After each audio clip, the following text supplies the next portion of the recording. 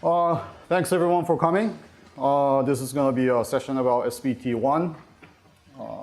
So for these guys, my name is Eugene. I work for Lightbend tooling team as a tech lead, and one of my responsibility is maintenance of SBT. I've been doing that since SBT 0.13.2-ish, so maybe the last like 3-4 years, I think. I think in terms of like a version number, and then 13.5 was one of the major ones. And I'm Wijnand. I work with Eugene on the tooling team at Lightbend and primarily work on Sbt. So just kind of like before the talk, one of the things, like I guess randomly added this slide, I don't even remember when, but I just want to advertise this thing called SBT by example. This is a one-page introduction to SBT that takes you from pretty much like zero all the way to making like a Dockerized application like running and into like a single page without any explanation of like a detailed explanation of how SBT works, but just like it just takes you through like a quick tour. So I think this is one of the good like a first step into learning SBT. Just to see what it does. So if someone's saying, I want to learn SBT and it's too complicated or something like that, I think this is a good entry point to kind of show to your friends or something new you learned at the Scala Days. So quick, shout out to this SBT by example. So just quick show of hands. How many of you guys have been to Japan before? Okay, and how many of you have been to Kyoto? Yeah, so it's one of the places you go to if you visit Japan, right? So if you've been to Kyoto, you might notice that some of the temples and shrines that you visit are a lot of times like under construction, right? And interesting thing is that Japan as a country maybe is like, I don't really know, like 1,000 years old or something like that. So these like temples and shrines are like hundreds of years old, like let's say like 500 years old or 600 years old, and it's always raining there. And these things are pretty much made completely out of wood, because if you use nail, it's going to rust, right? But wood also rots, right? So how do you like basically make a building that's made completely out of wood and then keep it going for hundreds of years? One of the things they do is that they take this whole thing down like every 40 years or something like that, such that all the way down to each parts. So the people who's maintaining these things also do not forget how to maintain these temples and shrines. And that's, in English, these are called overhauls, right? So one of the things you do in the overhaul process is that you basically take it apart, and then if something looks bad, you remove it, and then you update it with the new parts. And one of the things, like I said, we learn out of these things is how to remove maintain these things, and then rebuild these things back.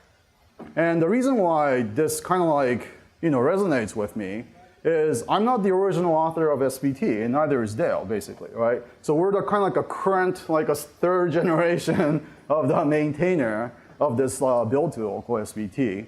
And SBT1 essentially is the overhaul version of the whole series that's been going on. So the goal of SBT1, unlike many of these like big version 1 number thing, is to pretty much avoid this version 2 syndrome and minimize the conceptual jump from 0.13.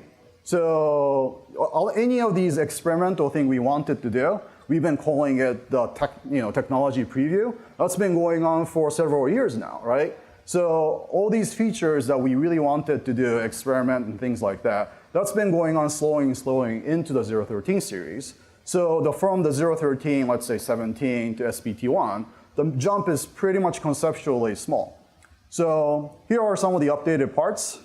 Just want to like get it out there, right?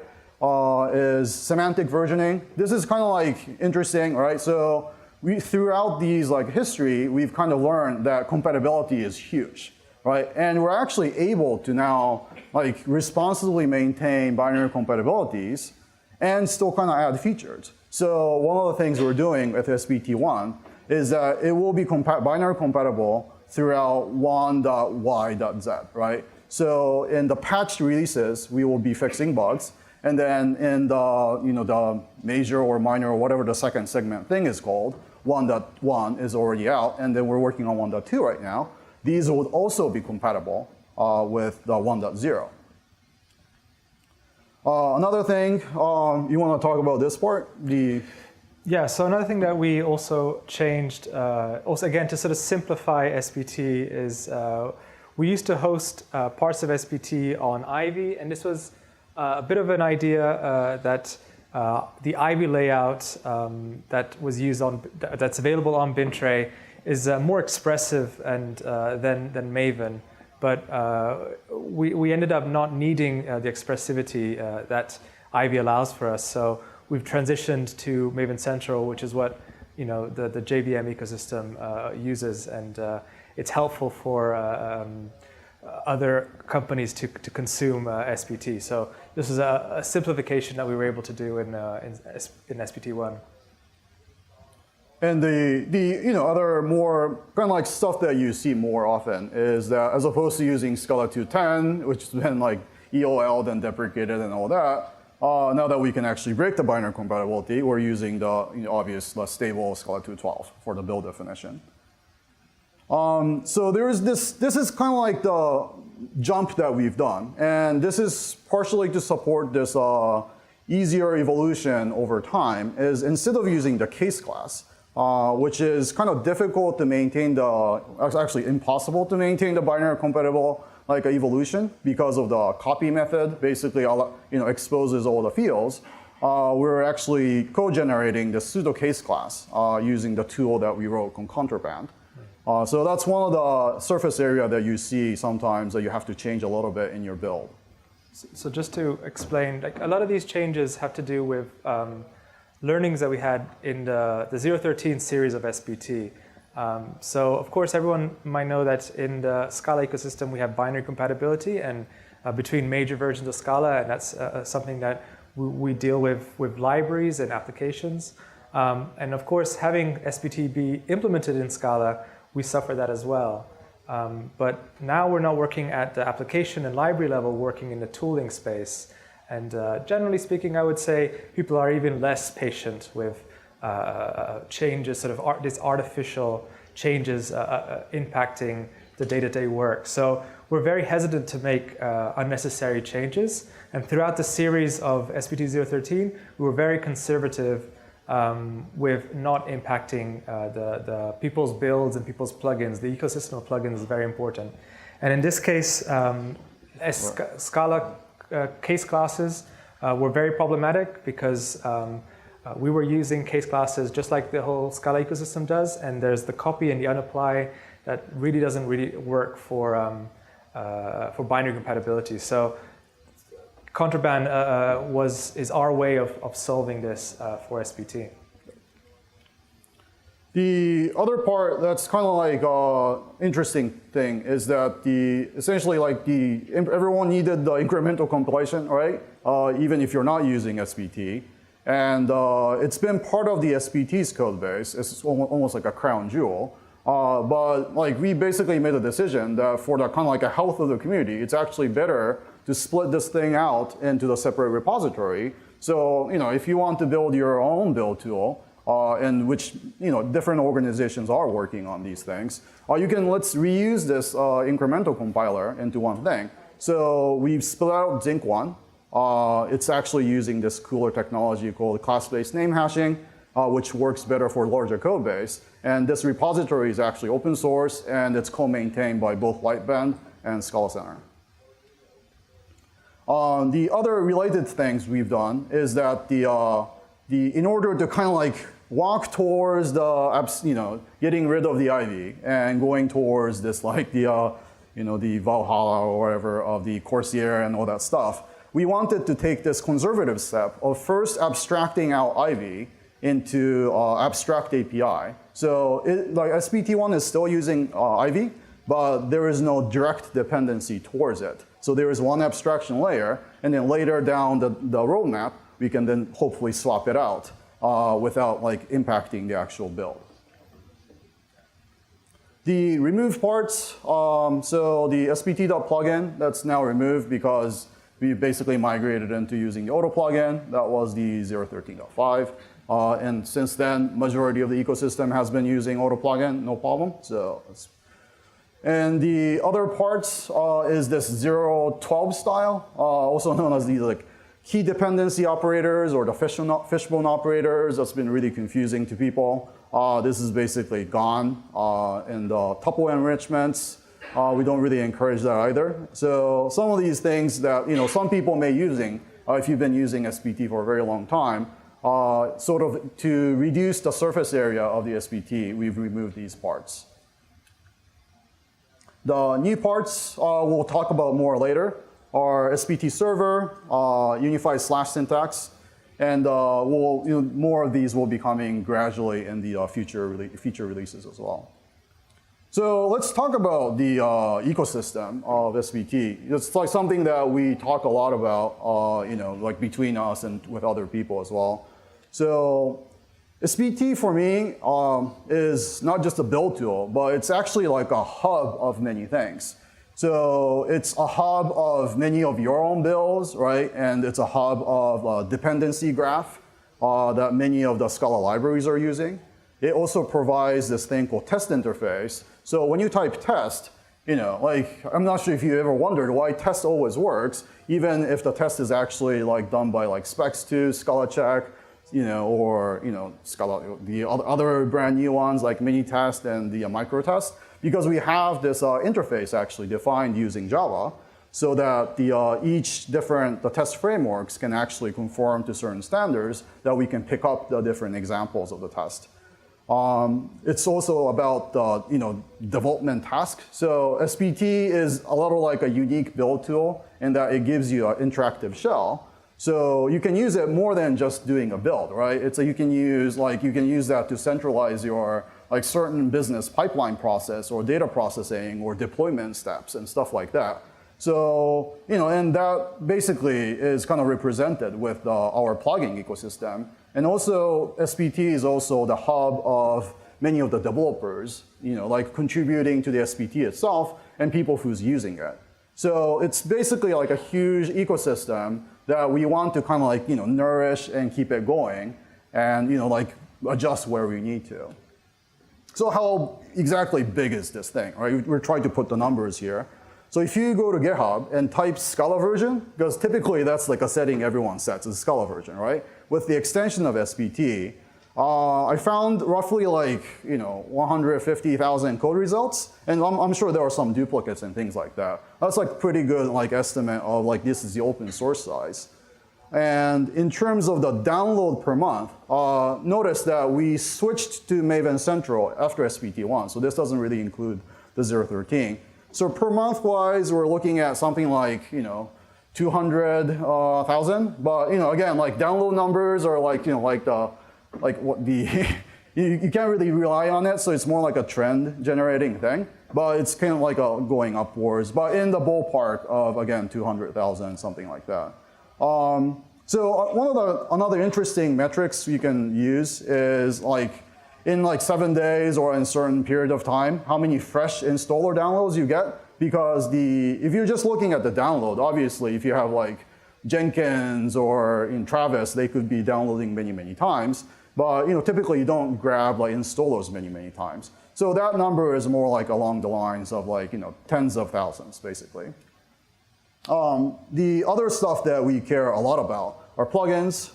So Scala Center has this thing called Scala Decks. So if you look into, I think there's a category or like a filter that says Spt.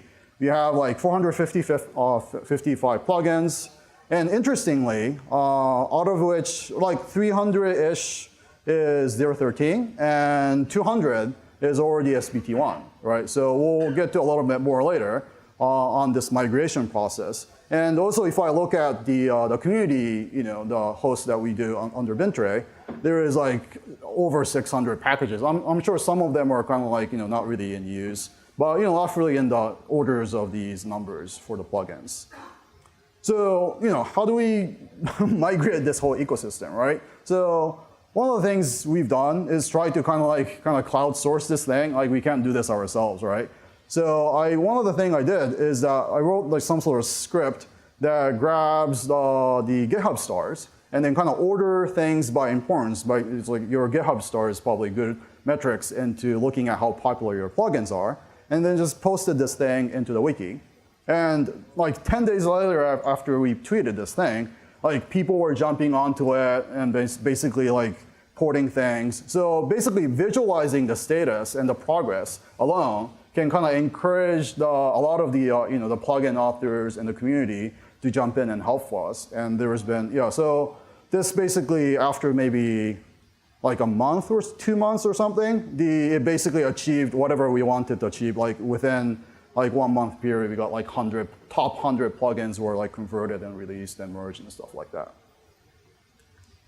So do you want to talk about the places? So I wanted to also use this talk to kind of explain in a way that Spt is a Scala project, and it's very similar to other open source projects, and it might be very similar to your own Scala project that you do at home or at work, etc. And so, as many other open source projects, we use GitHub for our code sharing and GitHub issues.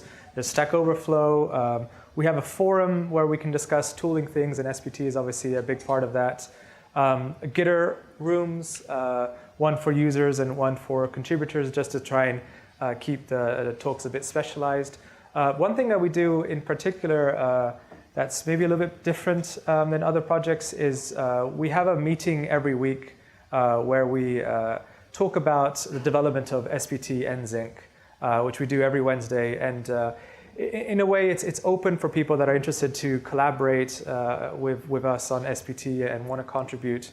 And they can jump in and share their thoughts and share their questions, and we can spend some time face-to-face and talk about what we've been up to and what they could perhaps be looking at. Well, face-to-face and Hangout, basically. In Hangout, yeah. So, it works very well for Eugene and I. So basically anyone can join in because it's Hangout meeting. You don't have to literally show up to them. Yeah. Eugene and I use it to collaborate because we don't work in the same office. So so that's something that's a bit special about Spt and Zinc. I just wanted to sort of list the different things the different ways in which Spt works as a project. And another thing about Spt is, as we sort of said earlier about the different components of Spt, these are the different sections of Spt, just to sort of outline the build tool and Zinc, as Eugene talked about, the library management abstraction, a couple of lower repositories, website launcher. All these are all components of Spt, just to share, and we split them out and so that it's easier to get involved in these smaller pieces of Spt. And but in a way, as I said earlier, they're all very similar to your own project. They all use Spt itself to build. We use Travis CI and testing tools to test them. So this is something I also found recently with the Scala sprees that we've been doing. Eugene and I have been getting organized and participating, and people that were interested in Spt to try and help out and contribute, they were sometimes surprised that it's actually not that difficult to contribute to Spt. It's just another Scala project with an Spt build and unit tests and so forth. So I just wanted to highlight that here. So there's a lot of type of contributions. So I just want to emphasize it's not just about like sending pull requests. I mean, that would be greatly appreciated. But like I said, like I think of Spt more like a hub of a bunch of different things, right? Graphs and people and knowledge, right? So if you can help the adoption at work, like someone's stuck at build and you help someone at work or online or Stack Overflow, that's actually one of the biggest contribution you can make. Like at your own work or online, you can kind of hang out at Gitter chat, like open up some Stack Overflow, and assist your users or kind of like convince your colleague, maybe we should try Sbt for some project or some expanding its usage. So if you have like a weird like a batch file that you're running or some shell script that you're running to do some process, maybe you can centralize that to use Sbt, right? Like a company plugin system or something like that. Other parts is like documentation. So Dale added this edit button on the Sbt's documentation. So you hit the edit button, it will literally open like edit screen in the GitHub. So if you want to just like fix a typo in our docs, it's pretty simple. And if you speak like second languages, so like translate it to your Japanese or German or Spanish friends, So that could be a great way of actually contributing, like getting started guide or something like that. Other thing is that as the project gets bigger and bigger, the issue tracker also gets bigger and bigger and bigger, right? So just going through them and then like see if it's relevant still in the SBT1 age, and just kind of like get our attention. Maybe this is ready to be closed out, or we can't reproduce this anymore. These kind of like we call this gardening, basically, right? Gardening these issue tracker, that's a huge contribution as well. So, and as well, of course, reporting issues, expanding ecosystem in different ways, like writing plugins. So these are all different ways that we really appreciate the contributions, and then we're actively seeking as Lightbend to get more contributions from the community to get this going. So yeah, I guess I already kind of talked a little about the gardening part. So one of the things is that if the interesting discussions are going on in other forums, kind of like writing a summary in there, or like shifting like facts and opinions and things like that. These are kind of like the things you could basically do. Patching chords. So we have this thing called Lightbend Discuss. It's kind of like different people have the discourse instances. So basically, this is Lightbend Discuss is used by Lightbend's like I think Akka team and all these different teams to get the questions and answers and proposals and things like that. The way tooling team uses it right now is basically we're using it as a forum mostly for contributions. So if you have questions and like the answer kind of stuff, please use Stack Overflow because we've been doing that for a while.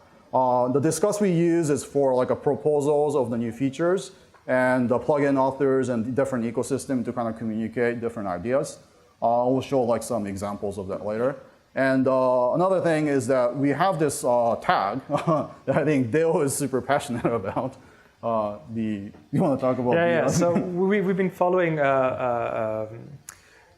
proposal, I guess. GitHub kind of centralized on help wanted and good first issue to try and help bring structure across different repositories on GitHub, and we really like it because we care very much about making Sbt accessible to new contributors, people who haven't contributed to open source much, and so we've been using the good first issue and also making sure that the quality of good first issues is high, and we've had a lot of success in the Scala spree of adding a lot of what I call mentoring instructions on good first issues so that with the label, people can drill down. We have about 600-700 issues, but we try and make sure we have 10 good first issues, and it works great for hackathons or Scala sprees. And people find that they can work for about an hour on a project that they've never worked on before and make a contribution. And from there, eventually they can start getting into the slightly harder, the less easy, the less good first issues, and maybe something that's helps them more at work in their own project and their own library. And having gotten started with one issue, they can move on to other ones. So the other kind of like interesting aspect of SBT is that we do some like more philosophical or experimental work using the plugin ecosystem because SBT itself is pretty, like flexible. So there are some of the examples that kind of like got merged back into SBT basically. So SBT Core Next was done during the 013 series to experiment the server like a communication mechanism. So that got merged into SBT1. The Doge was my kind of like the experiment around inverting the loop of the cross building. So it actually aggregates around the Scala version first and then the subproject axes. So that got basically accepted as a proposal and got into SBT1. Slash is a similar story. Cross-building is, Johannes is really, really awesome. This is like a plugin authors plugin, which allows you to cross-build the plugins across multiple Scala version, the SBT versions. And again, that got accepted into the SBT1 core. So this is, to me, I think is something that's very powerful in SBT.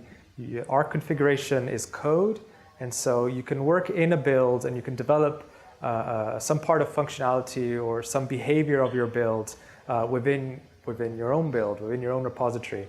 And eventually you could start seeing, maybe you have a couple of different builds, a couple of different projects in separate repos, and you start seeing that this functionality translates, you want to reuse it. So you might start disconnecting the build and this plugin, make it a bit more generic. And then eventually you can pull it out into a separate plugin. This is very useful within companies. If you have anything which is company specific, I highly recommend creating an SBT plugin for your own company. You can do it open source, you can keep it closed source, whatever you feel more comfortable with. And so these are exactly these. There are parts of the behavior of SBT which didn't always work. It wasn't always the best decision, and so Eugene and others before Eugene have created plugins to experiment with changing this behavior, and some of them became so good that they were better than what came out of the box in SBT, or they were missing in SBT. In SBT proper, they didn't exist, so we fold them back into the core, and so this incremental step, I think, works really well for SBT. Yep. So one of the major feature, I'm gonna to save the time, I think I have to start to speed up around this the server stuff. So I'm not sure if you guys noticed this picture since we're in New York. This is actually the Mario Cuomo bridge, basically. So I wrote this blog post called the Spt Server Reboot, and I really thought about this is my favorite bridge, basically, is the Tappan Zee bridge and the Mario Cuomo thing, all right? So you have this whole thing going on. This is like the 013 ecosystem. And how do we reboot the Sbt server as a project? And one of the philosophy I kind of took is that, instead of the over-engineering and because the basically activator and the remote control was another project basically was trying to do a Sbt server, but it has a lot of needs and wants and features. So I said, instead maybe we should cut down all these features, and instead of the over-engineering, intentionally under-engineer it. Basically, we start shipping things not really completely ready, but semi kind of usable, and kind of experiment with these ideas. So that's basically this idea behind the Sbt server, and luckily this kind of concept started to mature into this. This is not my doing. This is Microsoft, and all these industries are gradually going towards this direction. It's called LSP. There's a language server protocol created by Microsoft for the VS Code, and then there's other vendors involved. Basically treats the IDE almost like a web server. So instead of the different vendors making hard-coded version of the UI and compilation work, like the traditional Eclipse and Visual Studio, the LSP basically is a concept where the front end is provided by VS Code, Eclipse, Sublime, Vim, and all that stuff. And the back end of the language basically acts like a web server, and it's you hit that stuff using a JSON API. And Spt server basically acts as the LSP server for kind of not exactly because we are still working towards this Scala's LSP, but the similar fashion in which you have this one single source of truth and different clients hooking into it. And that's a very similar concept of the Spt server that we had. So why is this kind of important is that, like I said, we have all these graphs and knowledge and test integrations and awesome plugins, but there is still huge demand for the rich development environment, right? Jumping into errors, code navigations, and tab completions and things like that. And LSP and event logging basically sits right in the middle of these things that can gradually kind of achieve these things. So I see this basically as this global trend, basically. So these are some histories of this thing. I can skip these parts. So Spt server basically is a single JVM process, and like I said, it essentially acts. It doesn't really do what you may think the server sounds like, right? Some magical thing that runs in a bunch of servers and compile everything. It's not exactly that. It's more like, think of it as like a network API into Spt. So the actual client, quote unquote, is more like IDEs and stuff like that. So one of the demos basically I have is, you go to terminal and type code dot. This opens VS Code, I think, right? And inside of VS Code, I have this like kind of like a demo like VS Code extension called the Spt. And in there, it basically opens up Spt. I'm not sure if you can see from the back. Hopefully it does. And it says new client connected, right? So now Spt and VS Code is talking to each other. So I can basically do normal like name and stuff like that, hello world, right? So what this means is that I type some code that doesn't like compile. And then this basically is going to start talking. Does it talk? Yeah, so you see this, now the error doesn't, so let me try again. So foo goes away, right? So if I say this, so this now shows the problems, the compilation errors right here, and then I can jump to these places. So that's kind of like a basic like a demo of how like a build tool and the front-end editor can basically talk to each other. So you still have these like single source of truth, like your favorite plugins, the graphs, and all that stuff. But you can kind of like merge it with the more richer stuff, and then navigate and all that stuff, which is everyone's kind of working towards.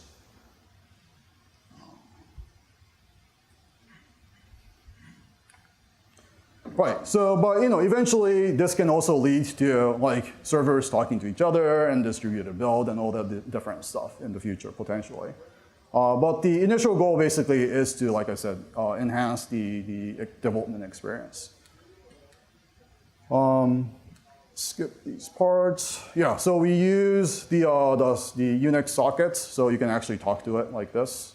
So this NC is the command that you can hook into the Unix socket for the local stuff. And event logging basically is instead of using the log, just using a text, right? The concept is basically you are able to pass an object as a message, and then that gets sent in as a JSON object on the other end. So you can so if you think about like the return type of compile, that's what this is basically about. Like the actual return type is actually called the analysis. You don't really care about that stuff, right? That's why Spt is using internally to do incremental compilation. What you actually care about is what's shown on the screen. So that's the event, right?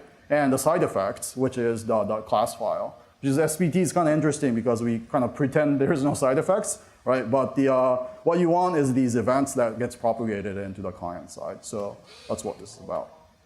So the slash syntax is, so one of the words of Spt that I always have this pet peeve is that to describe the same concept, right, of like subproject, configuration, and name inside of build.spt and in this interactive shell, we used to have this completely different syntax of like colons and double colons and like triple colons and all that stuff, right? This is kind of crazy to me that you have like two different notation. I know there is good reasons. Originally, it was implemented that way. It's for tab completion, but I thought it's like too learning curve is too steep or too not steep or something like that, right? So a unified slash syntax basically is like my improvement into the SPT1, which unifies this thing, right? So it unifies the way you describe your build and where you interact with the shell, and same stuff.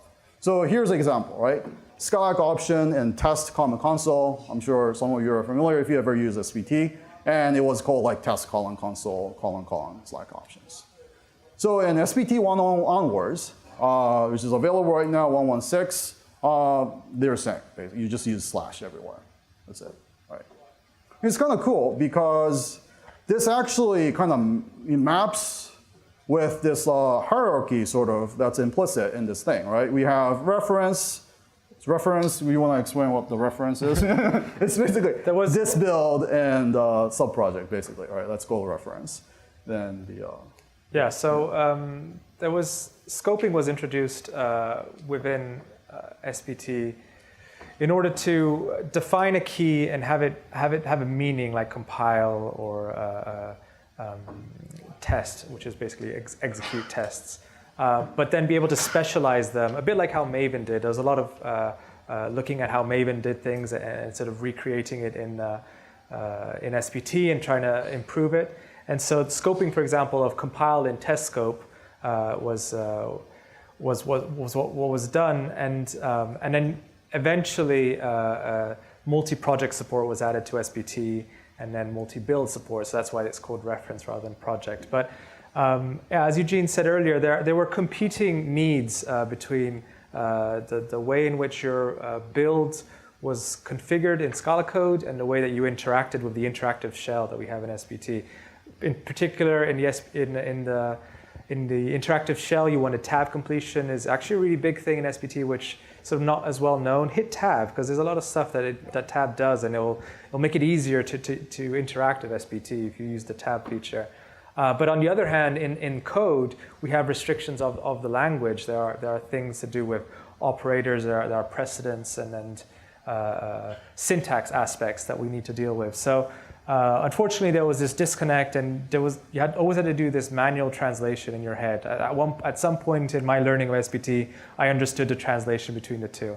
But I mean, it's unnecessary. So Eugene experimented, again, as I said earlier, in a separate plugin, experimented with this idea of can we find a happy medium where we have tab completion and we can sort of follow the rules of Scala syntax.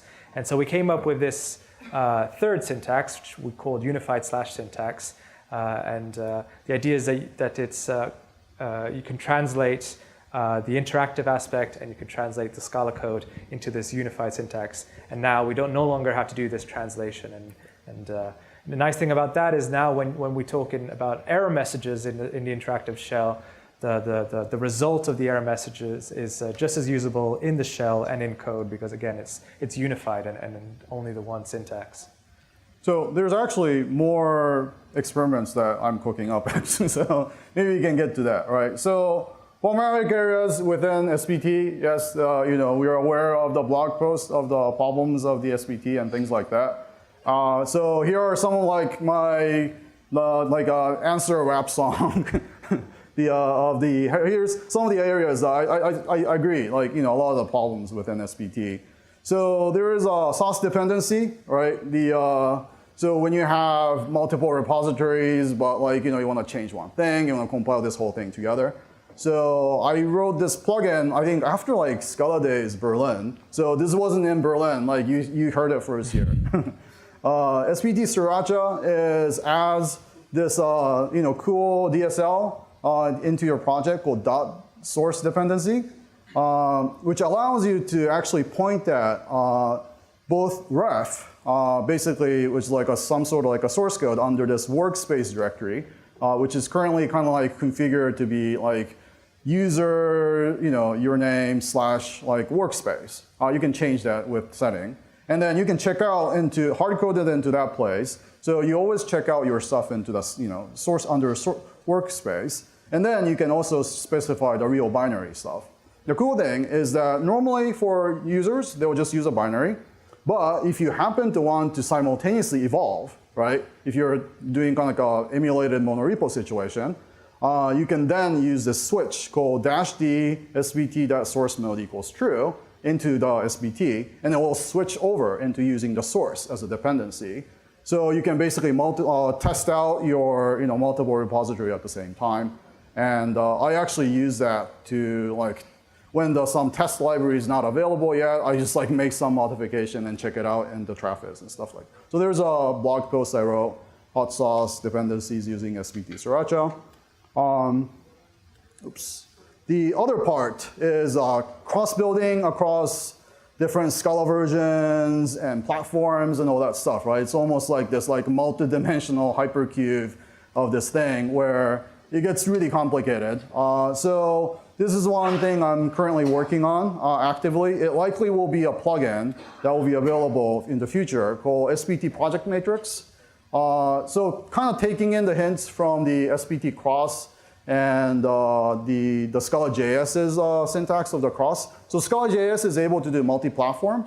The Sbt cross is able to do multiple Scala versions. I want to kind of like have like generic solution that's kind of built into Sbt that's able to kind of like the user or the plugin can extend to have this like a multidimensional thing into just using a subproject. So there is this link, I'll share this slide later, called the spatial representation of the cross building. It's a little mouthful, but it essentially adds this thing called Project Matrix that's able to express multiple platforms or your own custom axes, basically. If you want to do like dispatch version A, B, and C against your stuff or something like that, or maybe like for Spark or something. And if you typically, the one that I see more often is like JS and JVM and native and different versions of Scala, right? So using this project matrix, you can have like two matrices that can depend on each other. So only if you have 212, then it will depend on the core. So it will basically create, like currently it's really difficult to do so in Sbt because we kind of mutate using ++ operator. This will basically get rid of that. You just type compile. There is some like potential drawback because it's going to increase the memory of course, right? There's like a memory and time trade-offs. But this basically gives you option to be able to do the cross-building a little more elegantly, I think. Any questions? I'm not sure if you have too much time. Maybe you can take one question. No. Come to those. Yeah.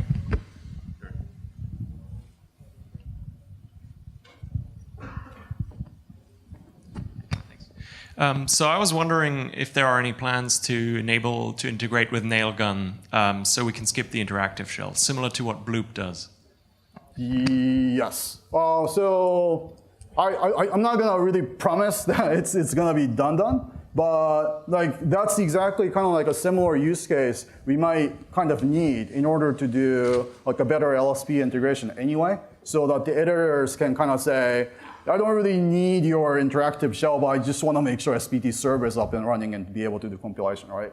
So there are like thin clients project that like I might be working on. They'll actually have some like a secret like a thin client he's running as well. So in that mode, basically it will be able to kind of use it like Bloop, where like something like let's say Sbt minus client or something like that, right? And then you can say minus client compile. It will like launch Sbt in the background process and be able to talk to it. So like I've been thinking a lot about it and actually started prototyping a little bit. So it might happen, but yes, I'm not gonna make real promises. Yeah. Any other questions? All right, so we'll be outside. So if you have questions, I also have Sbt stickers if you guys want. So thanks a lot for coming, and that's it.